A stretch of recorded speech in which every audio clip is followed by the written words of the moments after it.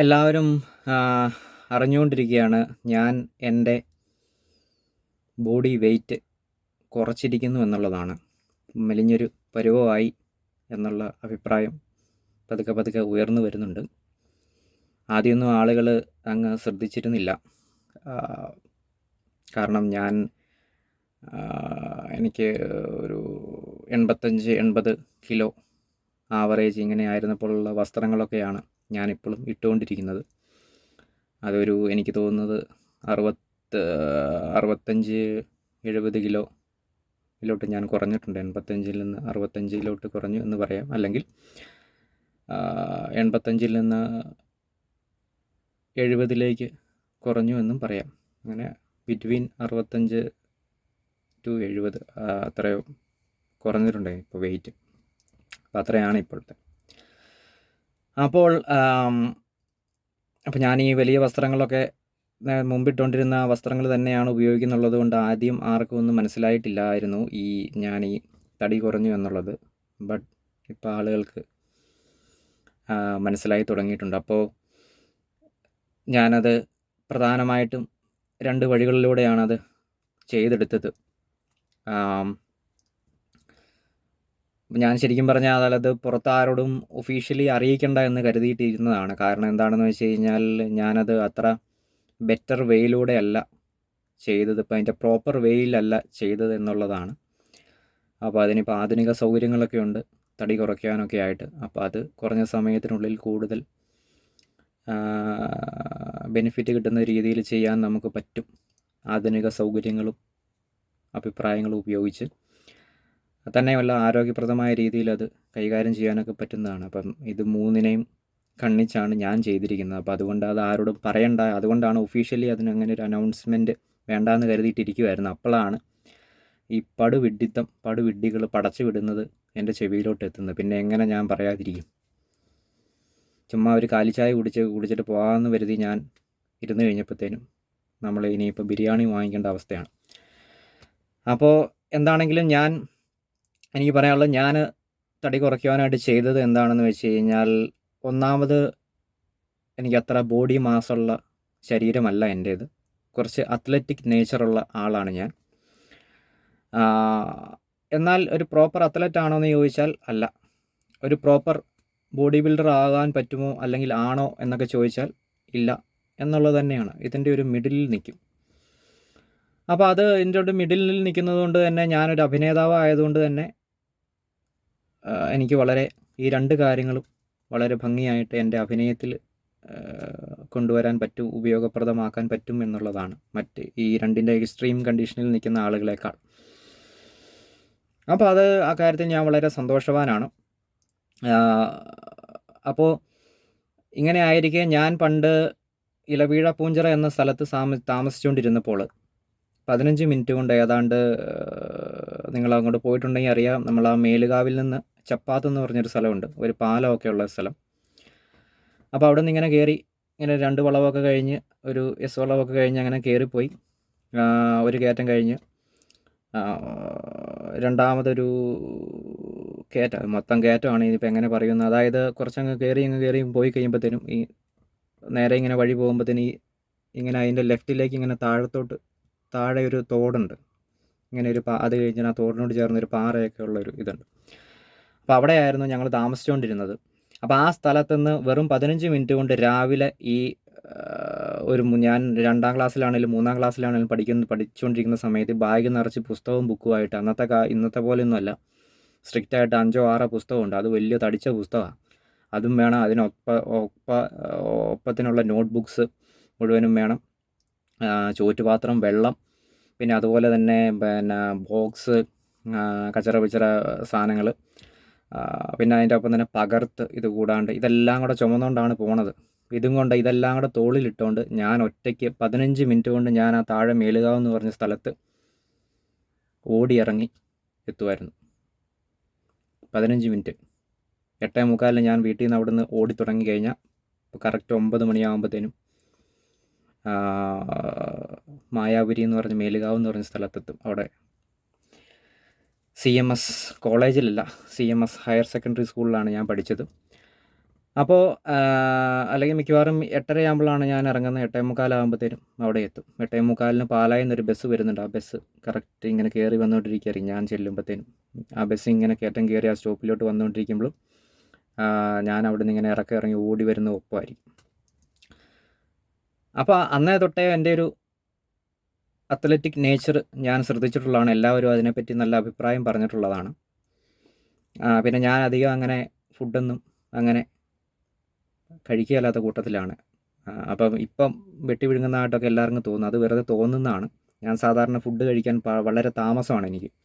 അപ്പം അതുകൊണ്ട് എൻ്റെ ഫുഡ് കഴിക്കാൻ നമ്മൾ തുടങ്ങി കഴിയുമ്പോൾ എൻ്റെ കൂട്ടത്തിലിരിക്കുന്ന ആൾക്കാർ എത്രമാത്രം സ്പീഡിലാണ് കഴിക്കുന്നതെന്ന് ഞാൻ നോക്കിയിട്ട് അതേ സ്പീഡിൽ തന്നെ ഞാൻ കഴിക്കും. അതിനേക്കാളും കുറച്ചുകൂടെ സ്പീഡിൽ ഇങ്ങനെ കഴിക്കുന്നതാണ്. അതുകൊണ്ട് തോന്നുന്നതാണ്. അപ്പോൾ നിങ്ങൾ നോക്കിയാലറിയാം, എൻ്റെ അടുത്തിരിക്കുന്ന ആൾക്ക് ഒരു പ്ലേറ്റ് ഫുഡും എനിക്ക് അര പ്ലേറ്റ് ഫുഡും തന്നു കഴിഞ്ഞാലും ആദ്യം മിക്കവാറും കഴിച്ച് തീരുന്ന ആൾ മറ്റേ ആളായിരിക്കും. ഞാൻ പതുക്കെ രുചിച്ചേ ഉള്ളൂ കഴിക്കത്തുള്ളൂ എന്നുള്ളതാണ്. ഓട്ടോമാറ്റിക്കായിട്ട് അങ്ങനെ സ്ലോ ആയിക്കൊണ്ടിരിക്കും. അപ്പോൾ അത് മാറ്റാൻ വേണ്ടിയിട്ടാണ് ഞാൻ പെട്ടെന്ന് ചെയ്യുമ്പോഴത്തേനും അങ്ങനെ ആളുകൾക്ക് തോന്നുന്നതാണ്. അപ്പോൾ അന്ന് തൊട്ടേ ഞാനങ്ങനെ ഫുഡൊന്നും കഴിക്കാൻ വലിയ താല്പര്യമുള്ള ആളൊന്നും ആയിരുന്നില്ല. അത്യാവശ്യം ആരോഗ്യമൊക്കെ ഉണ്ടായിരുന്നു. പക്ഷേ ബലമല്ല, ശക്തി ഉണ്ടെന്നല്ല, ആരോഗ്യം ഉണ്ടായിരുന്നു. അപ്പോൾ അങ്ങനെ ഇങ്ങനെ വന്ന് പിന്നെ കുറേ കഴിഞ്ഞാണ് ഫുഡൊക്കെ കഴിച്ച് കുറച്ച് വിശ്രമിക്കാനൊക്കെ തുടങ്ങിയത്. അപ്പോൾ അത് കഴിഞ്ഞിട്ട് പിന്നെ ഞാൻ ശ്രദ്ധിച്ച കാര്യമാണ്, പെട്ടെന്ന് എനിക്ക് തടി കുറയുകയും കൂടുകയും ചെയ്യുന്നതായിട്ടുള്ളൊരു കാര്യം ഞാൻ പലപ്പോഴായിട്ട് ശ്രദ്ധിച്ച് വെച്ചിട്ടുണ്ട്, നോട്ട് ചെയ്ത് വെച്ചിട്ടുണ്ട്. അപ്പോൾ അങ്ങനെ വന്നു കഴിയുമ്പോഴത്തേനും ഞാൻ ഓർത്തു, ഇപ്പോൾ നമുക്ക് പ്രോപ്പറായിട്ടൊരു എപ്പോഴെങ്കിലും ജിമ്മിലോ ഒക്കെ പോകാൻ പറ്റുന്ന സമയത്ത് അങ്ങ് കുറയ്ക്കാം. തൽക്കാലം ഇതിങ്ങനെ ഇരിക്കട്ടെ എന്നൊക്കെ വിചാരിച്ചു ഇങ്ങനെ നിന്ന് കഴിഞ്ഞപ്പോൾ എനിക്കൊരു ഫ്ലെക്സിബിലിറ്റിയുടെ പ്രശ്നം വന്നു. അപ്പോൾ ഇനി ഒരു 30 വയസ്സിന് ശേഷം ജിമ്മിലൊക്കെ പോയി ബോഡി നോക്കാം എന്ന് കരുതിയിട്ടിരുന്നതാണ്. പക്ഷേ അൺഫോർച്ചുനേറ്റ്ലി അതിന് ഒരു 2 വർഷം മുമ്പ്, അതായത് ഇപ്പോൾ ബോഡി ട്രിം ചെയ്യേണ്ട ആവശ്യം വന്നു എന്നുള്ളതാണ്. എൻ്റെ ഫ്ലെക്സിബിലിറ്റിക്ക് പ്രശ്നം വന്നായിരുന്നു. കുറച്ച് എന്താ ഞാൻ പണ്ടുണ്ടായിരുന്ന ഒരു ഒരു ഒരു അത്ലറ്റിക് അഗ്രസീവ്നെസ് എനിക്ക് നഷ്ടമായ പോലെ എനിക്ക് തോന്നി. അപ്പോൾ ഉള്ള കാര്യം നഷ്ടപ്പെടുത്തി കഴിഞ്ഞാൽ അത് അത്ര ശരിയല്ലല്ലോ. അപ്പോൾ അത് തിരിച്ചു പിടിക്കുന്നതിൻ്റെ ഭാഗമായിട്ട് ഞാൻ വിചാരിച്ചു, ഇനിയിപ്പം സൗകര്യങ്ങൾ നോക്കി നിന്നിട്ട് കാര്യമില്ല. ഏത് സാഹചര്യത്തിലും നമുക്ക് ഉപയോഗപ്രദമാക്കാൻ പറ്റുന്ന വിധത്തിൽ പണ്ട് തൊട്ടേ ശീലിച്ച് വന്നുകൊണ്ടിരുന്ന, പലപ്പോഴായിട്ട് ചെയ്ത് എക്സ്പീരിയൻസ് ഉള്ള കാര്യങ്ങൾ തന്നെ റിപ്പീറ്റ് ചെയ്ത് അതിന് 1-2 പ്രൊഫഷണലായിട്ടുള്ള ആൾക്കാരുടെ അഭിപ്രായങ്ങളും തേടി മുന്നോട്ട് പോകാം എന്നുള്ള രീതിയിൽ തുടങ്ങിയതാണ്. അപ്പോൾ ഞാൻ ചെയ്തത് എന്താണെന്ന് വെച്ച് കഴിഞ്ഞാൽ, ഒരു 3 മാസത്തെ സെറ്റപ്പായിരുന്നു. അതായത് എല്ലാ ദിവസവും വൈകുന്നേരം 3.5 കിലോമീറ്റർ നടക്കുക. ടോട്ടൽ 7 കിലോമീറ്റർ നടക്കുക. 3.5 kilometre one side, 3.5 kilometre plus 3.5 kilometre, 3.5 kilometre അങ്ങോട്ടും 3.5 കിലോമീറ്റർ ഇങ്ങോട്ടും. അപ്പോൾ 7 കിലോമീറ്റർ ആയിരിക്കും. അപ്പോൾ പെർ ഡേ 7 കിലോമീറ്റർ ഞാൻ നടന്നിട്ടുണ്ട്.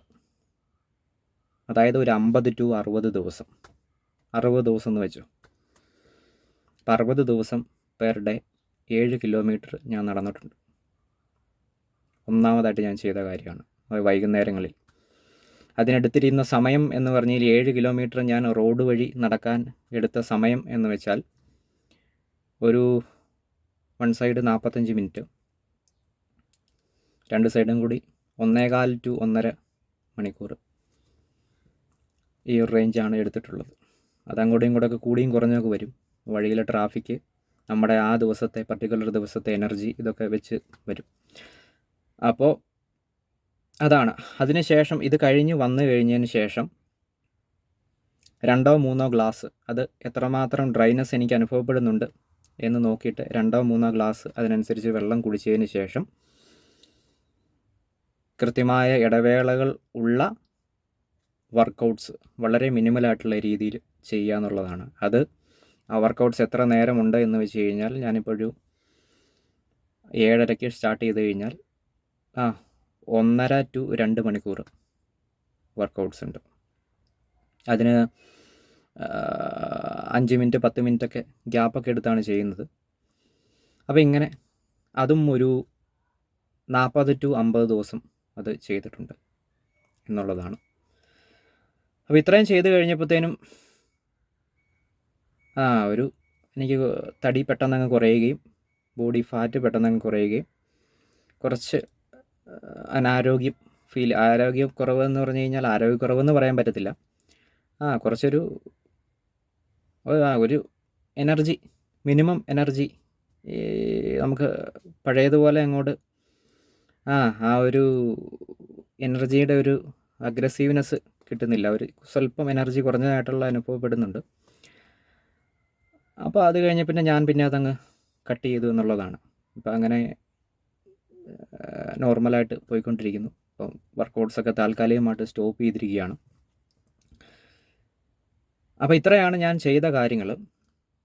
അപ്പം ഇത് കേൾക്കുമ്പോൾ തന്നെ സാധാരണ ആളുകളെല്ലാം അന്തം വിടും.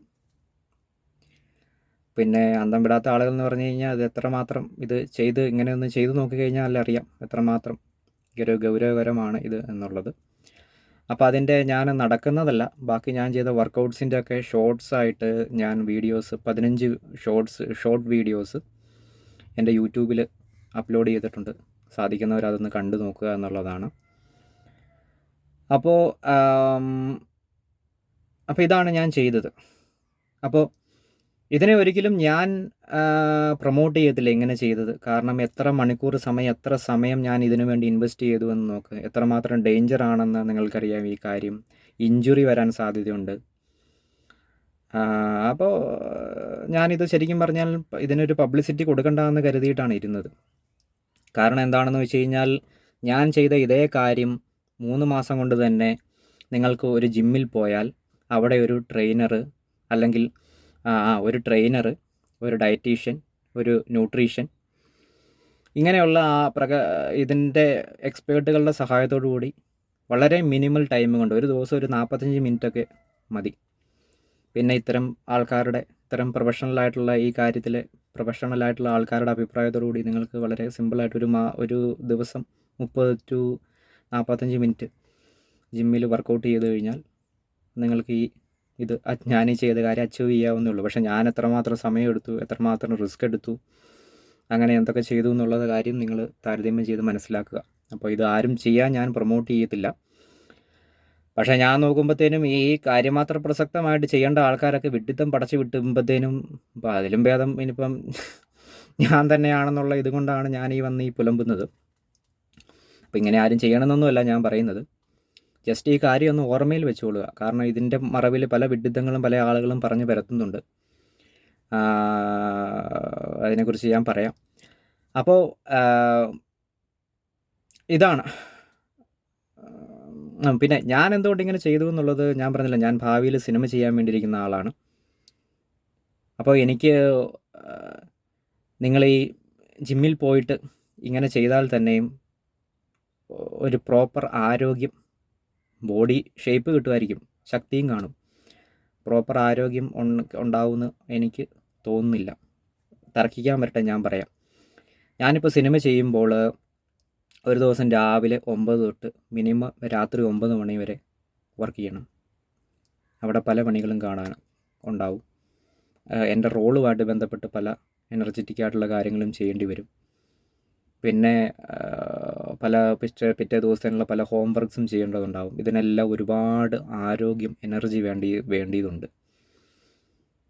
അപ്പോൾ ഞാൻ നോക്കുമ്പോഴത്തേനും ഈ പ്രോപ്പർ വേയിലൂടെ ചെയ്താൽ നമ്മൾ അൺപ്രോപ്പറായിട്ടുള്ള വേയിലൂടെ വർക്ക് ചെയ്യേണ്ട ആൾക്കാരാണ്. അപ്പോൾ എനിക്കത് തിരിച്ചടിയായിട്ട് മാറും. അപ്പോൾ അത് വെച്ച് നോക്കുമ്പോൾ തിരിച്ചടിയായിട്ട് മാറുമെന്ന് വെച്ചാൽ അതൊരു പ്രശ്നമായിട്ട് വരുമൊന്നുമില്ല. എൻ്റെ എക്സ്പേർട്ടുകളെയൊക്കെ കൂടെ നിർത്തി കൈകാര്യം ചെയ്ത് വിടാവുന്നേ ഉള്ളൂ. എല്ലാവരും അങ്ങനെ ചെയ്യുന്നത്, അതല്ല ഞാൻ പറയുന്നത്. പക്ഷേ എനിക്ക് അത്ര വലിയ സൗകര്യങ്ങളൊന്നും കിട്ടുമെന്ന് എനിക്ക് തോന്നുന്നില്ല. വളരെ മിനിമലായിട്ടുള്ള സൗകര്യമായിരിക്കും എനിക്ക് കിട്ടാൻ പോകുന്നത്. അപ്പോൾ അതുകൊണ്ട് ഞാൻ പ്രാഥമികമായിട്ട് ഇതങ്ങ് ശീലിച്ചു എന്നുള്ളതേ ഉള്ളൂ. ഇതാകുമ്പോൾ എനിക്ക് ഏത് സാഹചര്യത്തിലും എനിക്ക് സ്വന്തമായിട്ട് ചെയ്യാം. എൻ്റെ ആരോഗ്യവും ശാരീരിക വടിവും കാത്തു സൂക്ഷിക്കാൻ സാധിക്കും, ആരോഗ്യം സംരക്ഷിക്കാൻ സാധിക്കും എന്നൊക്കെയുള്ളതാണ്.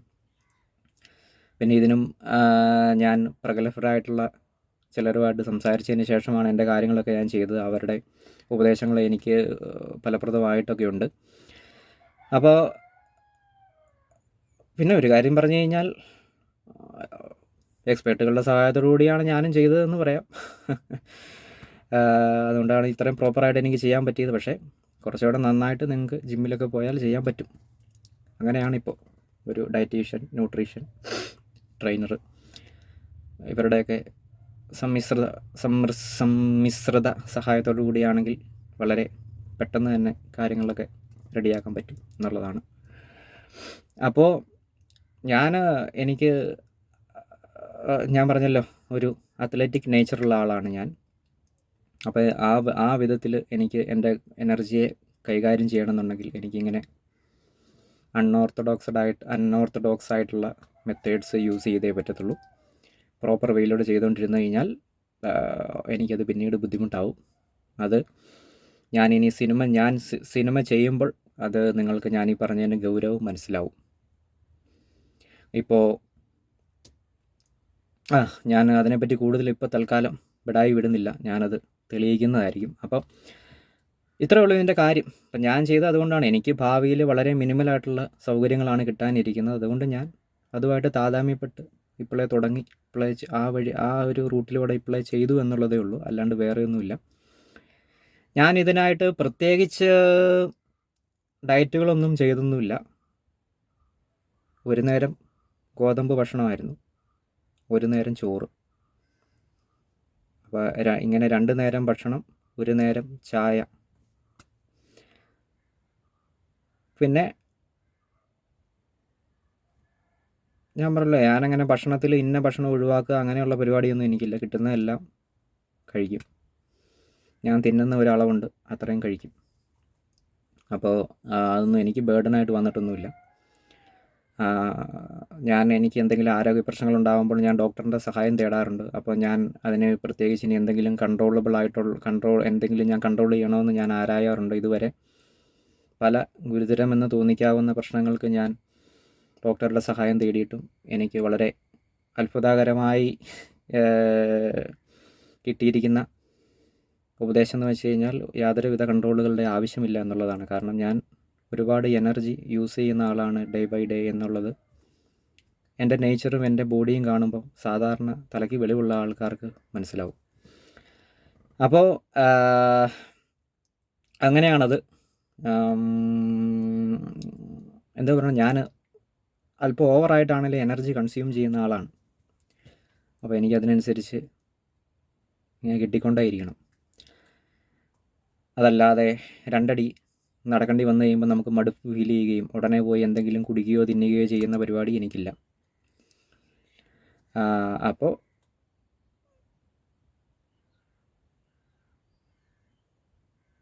അങ്ങനെയാണത്. അപ്പോൾ ഇതാണ് ഞാൻ ചെയ്തത്. അപ്പോൾ അതിൻ്റെ വർക്കൗട്ട്സിൻ്റെ വീഡിയോസൊക്കെ ഷോർട്സായിട്ട് ഉണ്ട്, അത് കാണുക. ഇതെന്ന് പറയുമ്പോൾ എനിക്ക് വേണ്ടിയിട്ട് എൻ്റെ സാഹചര്യവും എൻ്റെ ഭാവിയും എൻ്റെ ലക്ഷ്യമൊക്കെ പരിഗണിച്ച് ഞാൻ എനിക്ക് വേണ്ടിയിട്ട് തന്നെ എനിക്കറിയാവുന്ന കാര്യങ്ങൾ ചില എക്സ്പേർട്ടുകളുടെ സഹായത്തോടു കൂടി ഞാൻ ചെയ്തതാണ്. ഇതാരും റിപ്പീറ്റ് ചെയ്യാൻ പറ്റത്തില്ല, അത് വേറൊരു കാര്യം. അപ്പോൾ ഇതൊക്കെ ഒരു സീസണിൽ നടക്കുന്ന കാര്യമാണ്, എപ്പോഴും നമുക്ക് കൊണ്ടുപോകാൻ പറ്റുന്ന കാര്യമല്ല. എല്ലാം കൂടെ ഒത്തു വരുമ്പോൾ ഇതങ്ങ് ചെയ്തു എന്നുള്ളതേ ഉള്ളൂ. അപ്പോൾ അതിൻ്റെ ഫലമായിട്ടാണ് ഞാനിങ്ങനെ മെലിഞ്ഞു കുത്തിയിരിക്കുന്നത്. അപ്പോൾ ഇത്രയേ ഉള്ളൂ. ഇതാണ് എൻ്റെ ഒരു എനിക്കിത്ര ഇതിൽ കൂടുതൽ എനിക്ക് തോന്നുന്നു ബോഡി മാസ് റേഷ്യോ വെച്ച് നോക്കുമ്പോൾ ഇപ്പോൾ ഞാൻ കറക്റ്റ് ഫിറ്റാണ്.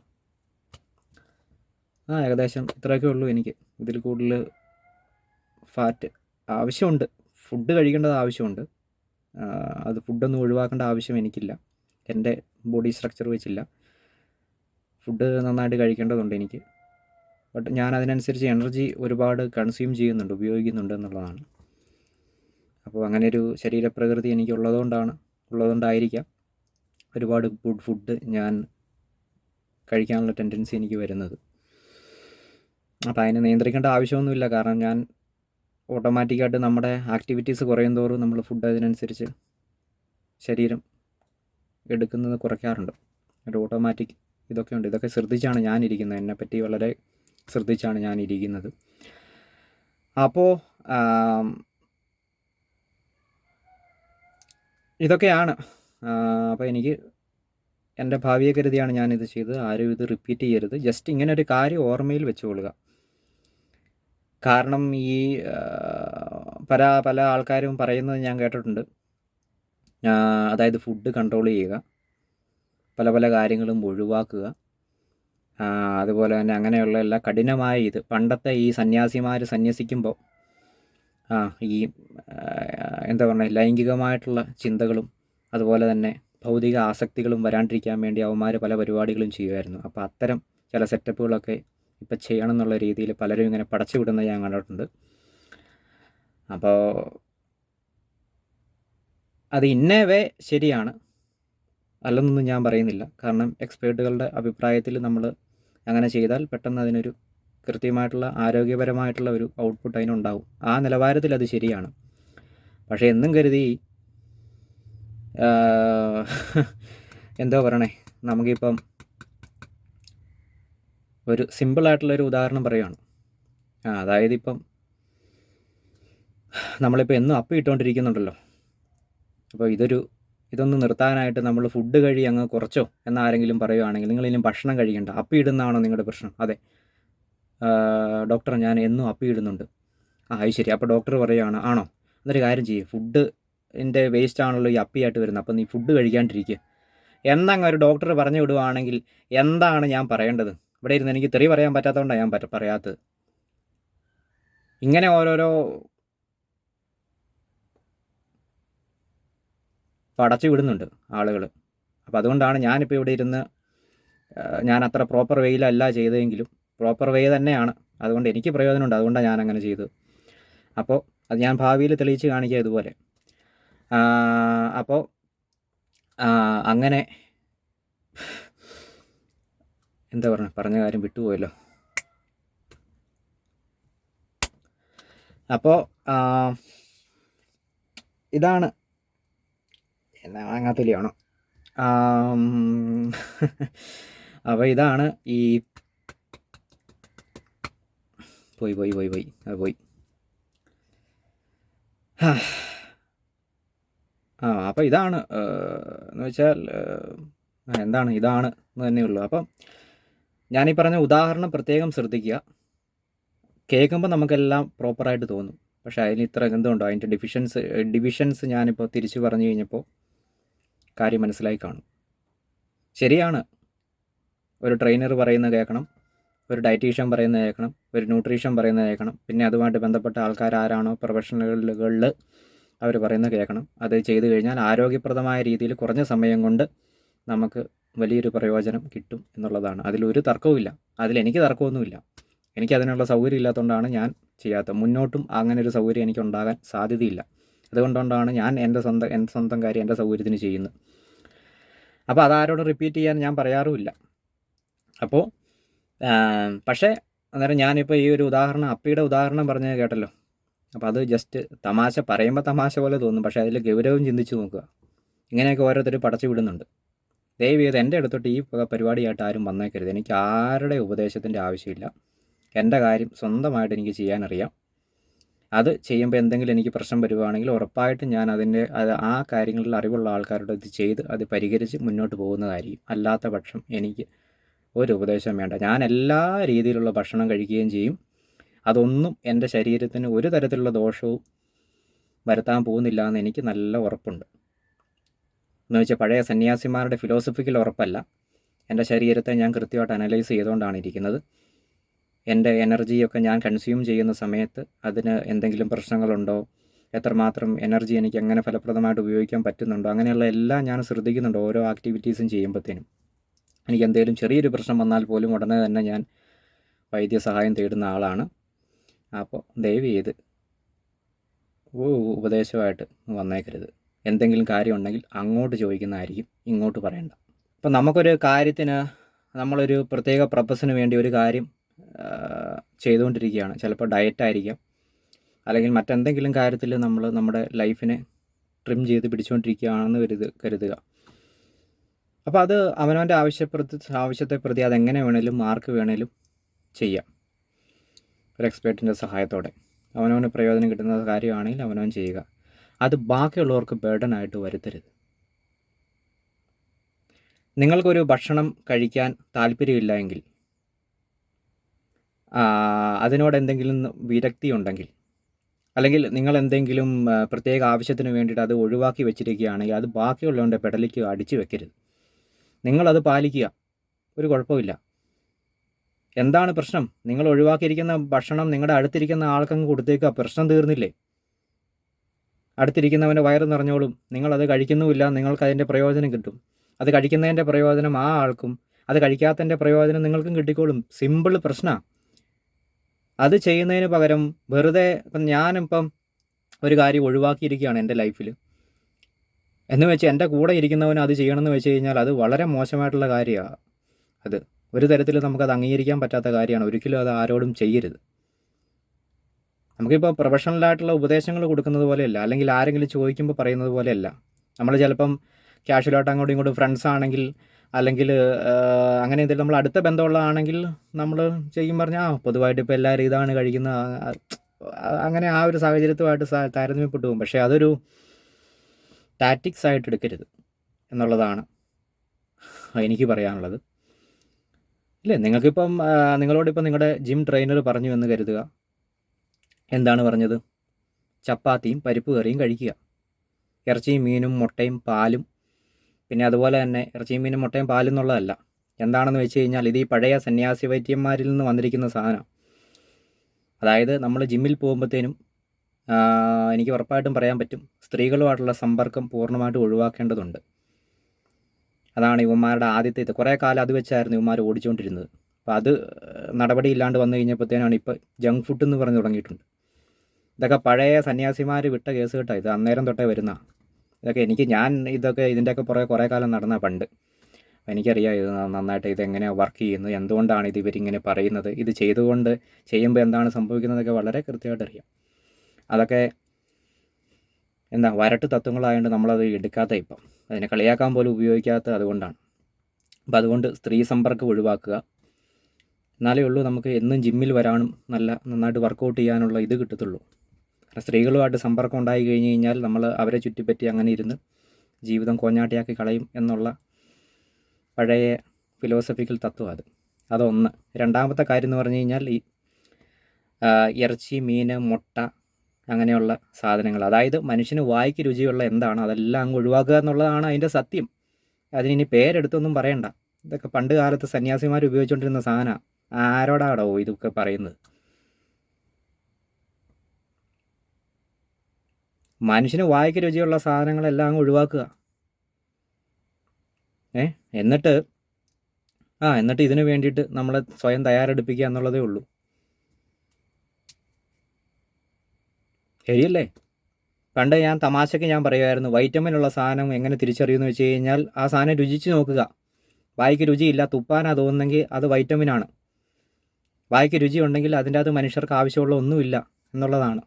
ഞാൻ തമാശ കേട്ടോ, ഇത് കാര്യമായിട്ട് എടുത്തേക്കരുത്. അപ്പോൾ ഇങ്ങനെയാണ്. അപ്പോൾ ചോദിക്കും ഇതൊക്കെ ചെയ്യണ്ടേന്ന്. അതെ, ഈ പറയുന്നതൊക്കെ ശരി തന്നെയാണ്. ഈ പറയുന്നത് ശരി തന്നെയായിട്ടുള്ള കാര്യമാണ്. പക്ഷേ എന്താണ് ഇത്? ഒരു വിഡ്ഢി മറ്റൊരു വിഡ്ഢിയോട് ഇങ്ങനെ പറയുമ്പോൾ, വിഡ്ഢി എന്നുള്ള വാക്ക് പൊളിറ്റിക്കലി ഇൻകറക്റ്റാണ്, എന്നാലും വേറെ വഴിയില്ല പെട്ടെന്ന് പറയാനായിട്ട്, ഉപയോഗിക്കേണ്ടി വന്നു പോവുകയാണ് ആ ഭാഷ. ഒരു വിഡ്ഢി മറ്റൊരു വിഡ്ഢിക്ക് ഉപദേശം കൊടുക്കുമ്പോഴത്തേന് എന്താ സംഭവിക്കുന്നതെന്ന് ചോദിച്ചു കഴിഞ്ഞാൽ ഇതുപോലെ വന്നു കഴിഞ്ഞിട്ട് ഞാൻ നേരത്തെ അപ്പിയുടെ ഉദാഹരണം പറഞ്ഞ പോലെ ആവും.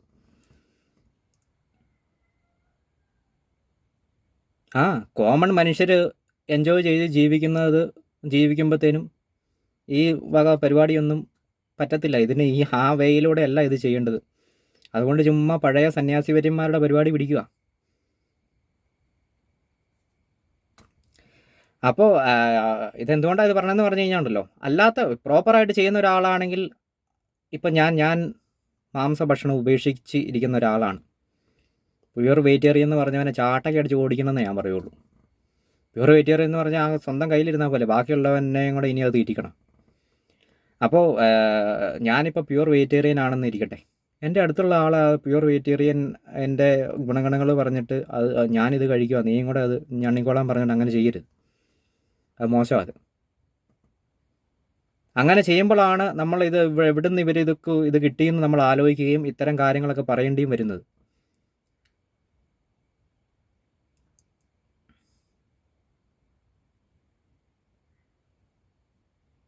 വയറിന് ഇറച്ചിയും മീനും കഴിക്കുമ്പോൾ സുഖക്കേടുണ്ടെങ്കിൽ അസിഡിറ്റിക്ക് പോയി മരുന്ന് മേടിക്കണം, അല്ലെങ്കിൽ വെട്ടി വിഴുങ്ങുന്നത് കുറയ്ക്കണം. അതാണ് ചെയ്യേണ്ടത്. ഞാനൊക്കെ എന്നാ എല്ലാ ഭക്ഷണവും ഏത് സമയത്തും കഴിക്കും. എനിക്കൊന്നും വയറിന് പ്രശ്നമൊന്നുമില്ല.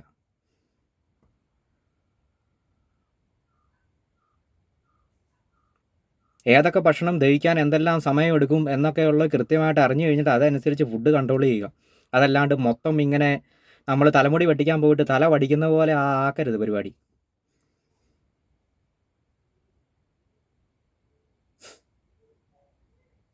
ചുമ്മാ അങ്ങോട്ട് പടച്ചു വിട്ടേക്കാവും. ഇത് ഒരു വിഡ്ഢി മറ്റൊരു വിഡ്ഢിക്ക് കൊടുത്ത ഉപദേശം വെച്ചാണ് ഞാൻ ഈ പറയുന്നത്. അല്ലാണ്ട് ഇതൊക്കെ ശരി തന്നെയാണ് ഇന്ന വേ, അതിൻ്റെ ഉപയോഗം ഇങ്ങനെയൊന്നും അല്ല. ഞാനൊക്കെ ഒരു തരത്തിലുള്ള ഇതും ചെയ്യാണ്ടാണ് ഭക്ഷണക്രമ ഇതും ചെയ്യാണ്ടാണ് ഞാൻ എൻ്റെ കാര്യങ്ങളൊക്കെ ചെയ്യുന്നത്. എനിക്കൊന്നും അതിൻ്റെ പ്രശ്നവും കാര്യങ്ങളൊന്നും വന്നിട്ടൊന്നുമില്ല.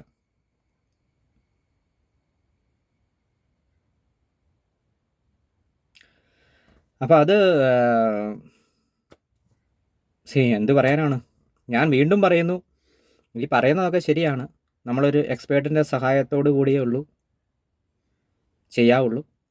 അത് ചെയ്യുമ്പോൾ വർക്കൗട്ട് ചെയ്യാവുള്ളൂ. ചെയ്യുമ്പോൾ അവർ കുറേ നിർദ്ദേശങ്ങളൊക്കെ നമ്മളെ ട്രെയിൻ ചെയ്യിപ്പിച്ചിട്ട് പറയും, നമ്മുടെ ഇതൊക്കെ നോക്കിയിട്ട് അതൊക്കെ പാലിക്കുക. അതൊക്കെ ശരിയാണ്, അതിനൊക്കെ നല്ല ഔട്ട്പുട്ട് തന്നെയുണ്ട്. പക്ഷേ അത് വാങ്ങിച്ചിട്ട് ഇങ്ങ് പുറത്ത് വന്നിട്ട് കാണിക്കുന്ന പണിക്ക് എന്നാണ് ബാക്കിയുള്ളവൻ്റെ മേലെ കുതിര കയറുന്ന പണിക്ക് എന്നാണ് പറയേണ്ടത് എന്നുള്ളതാണ് എൻ്റെ ചോദ്യം.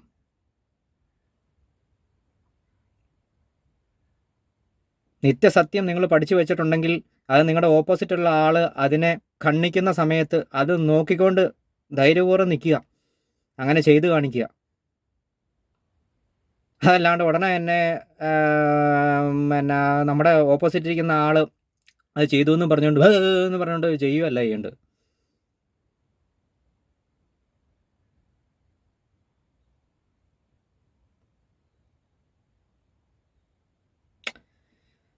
ഇതുപോണക്കത്തെ സന്യാസി ടാറ്റിക്സുമായിട്ട് എന്നാ പറയണേ, കൂടുതലൊന്നും പറയാനൊന്നുമില്ല. ചുമ്മാ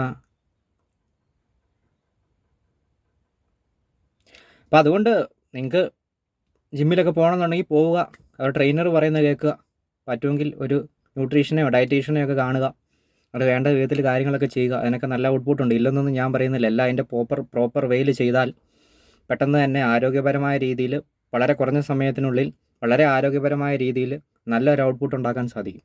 ഒക്കെ ശരിയാണ്, എനിക്കൊന്നും അതിനുള്ള സൗകര്യമില്ല. പിന്നെ ചെന്ന് കഴിഞ്ഞാൽ ഇതൊക്കെയല്ലേ സംഭവിക്കുന്നത്. സന്യാസിവീര്യം വര്യന്മാരുടെ വകുപ്പ് കേൾക്കാൻ എനിക്ക് സൗകര്യമില്ല. ഈ പിന്നെ അതുപോലെ തന്നെ ഇപ്പം ഇത്രയും ഞാൻ ചെയ്തെടുക്കണമെങ്കിൽ ഒരു സന്യാസിവര്യൻ, ഈ പറഞ്ഞ സന്യാസിവര്യന്മാരുടെ ഉപദേശം കേട്ടിട്ടാണെങ്കിൽ എന്തോരം ഞാൻ ചെയ്യേണ്ടി വരും, ഒന്ന് ആലോചിച്ച് നോക്കി. അതിലും ഞാൻ സ്വന്തമായിട്ട് റിസ്ക് എടുക്കുന്നതല്ലേ. അപ്പോൾ അതുകൊണ്ട് ഞാൻ പിന്നെയും പറയുന്നു, പ്രോപ്പറായിട്ട് എല്ലാ കാര്യങ്ങളും ചെയ്യുക, അതിന് നല്ല ഔട്ട്പുട്ടുണ്ട്. അതിനെയൊന്നും ഞാൻ ഖണ്ഡിച്ചിട്ടൊന്നുമല്ല ഞാൻ പറയുന്നത്, അതിനെയൊന്നും ഞാൻ പഴി പറയുകയൊന്നുമല്ല. അങ്ങനെയുള്ളവരങ്ങനെ ചെയ്യുക, പക്ഷേ അത് ബാക്കിയുള്ളവൻ്റെ പെടലിക്കെട്ട് വെക്കരുത്.